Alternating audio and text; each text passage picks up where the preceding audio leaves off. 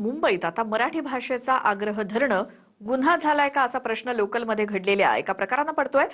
कारण टीसीला मराठीचा आग्रह धरला म्हणून त्या व्यक्तीला अंधेरी स्टेशनवरती तासभर बसवून ठेवण्यात आलं. काय काय घडलं बघूयात.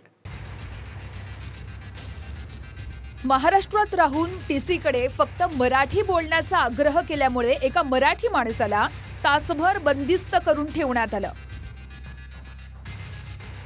मुंबईतल्या अंधेरी रेल्वे स्टेशनवर हा सगळा प्रकार घडला. एक मराठी व्यक्ती एका हिंदी भाषिक टीसीकडे मराठीसाठी आग्रह करत होता. त्याच वेळेस टीसीचा वरिष्ठ अधिकारी येऊन त्यानं मराठी प्रवाशालाच प्रतिप्रश्न केले. तुमचं व्हॉट्सअप इंग्रजीतून आहे, मग तुम्ही मराठीचा आग्रह कसा धरता असा अजब युक्तिवादही केला. लाईव्ह बोलतोय मी, पण लाईव्ह चालू करतोय. तुम्ही तुमच्या इंग्लिश मध्ये व्हॉट्सअप का वापरता?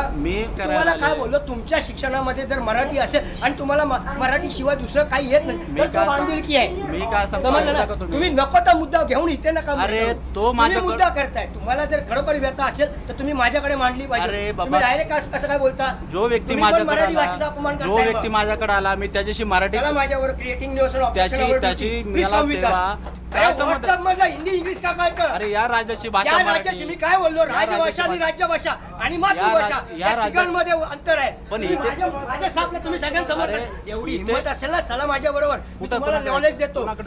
चला उठा. क्रिएटिंग न्यूज काम रोक दे.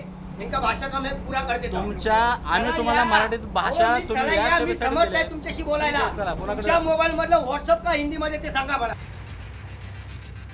या प्रकारानंतर मराठी प्रवाशाला अंधेरी रेल्वे स्टेशनमध्ये तासभर बंदिस्त करण्यात आलं. सरकारी कामात अडथळा म्हणून त्या व्यक्तीवर गुन्हाही दाखल करण्याचे इशारे दिले जात होते. स्वतः रेल्वे प्रत्येक राज्यातल्या मातृभाषेसह 3 भाषांचा वापर करते.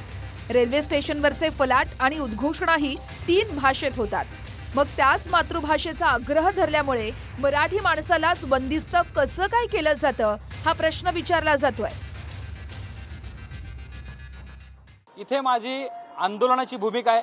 हे रेल्वे असे प्रकार किती वेळा करणार आहे असा मराठी एकीकरण समितीचा माननीय मुख्यमंत्र्यांना प्रश्न आहे. या रेल्वेचा मुजोरपणा माजोरटेपणा आपण किती वेळा सहन करायचा आहे? म्हणजे मराठीची मागणी स्थानिकांनी करायची नाही हा कुठला प्रकार आहे? आणि मराठीची मागणी करणं हा गुन्हा कधीपासून झाला? या रेल्वेच्या टीसीने सरकारी कामात अडथळा आला म्हणून एक सामान्य प्रवाशाला इथे डांबून ठेवलं. त्याच्या घरच्याला माहीत नाही, परिवाराला माहीत नाही. जर एखाद्याकडे मोबाईल नाही आहे, त्याचा कोणाशी संपर्क नाही आहे, त्या माणसाने करायचं काय? म्हणजे या रेल्वेने ठरवलं काय आहे? महाराष्ट्राची तुम्ही नोकरी करता, महाराष्ट्रामध्ये इथली भाकरी खाता आणि इथे उलटता आमच्यावरती. हा माज आहे आणि माननीय मुख्यमंत्री देवेंद्र फडणवीस यांनी हा माज उतरवणं गरजेचं आहे. Bureau report TV9 Marathi.